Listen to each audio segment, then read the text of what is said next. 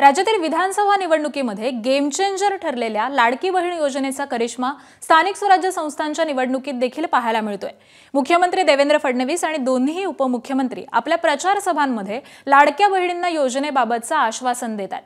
कालच उपमुख्यमंत्री एकनाथ शिंदे यांनी लाडक्या बहिणींना आश्वासन देत जोपर्यंत एकनाथ शिंदे आहे तोपर्यंत ही योजना बंद होणार नाही असं सांगितलं होतं। आता मुख्यमंत्री देवेंद्र फडणवीसांनी देखील लाडक्या बहिणींना शब्द दिलाय।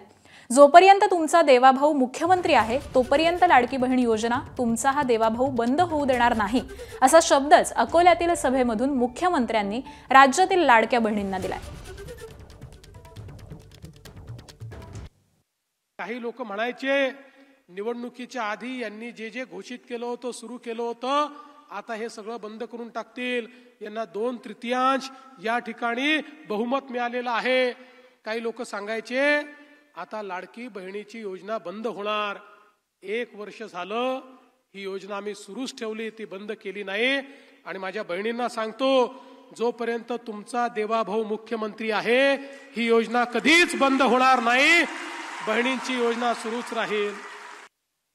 एकनाथ शिंदे शब्द देतो तो पाळतो, जसा लाडकी बहीण योजना शब्द दिला तो पाळला। या पुढे देखील कधीही तुमची योजना बंद होणार नाही हे मी सांगितलेलं आहे। आणि म्हणून जो शब्द मी देतो तो पाळतो आणि म्हणून माझ्यावर विश्वास ठेवा। एबीपी माझा, उघडा डोळे बघा नीट।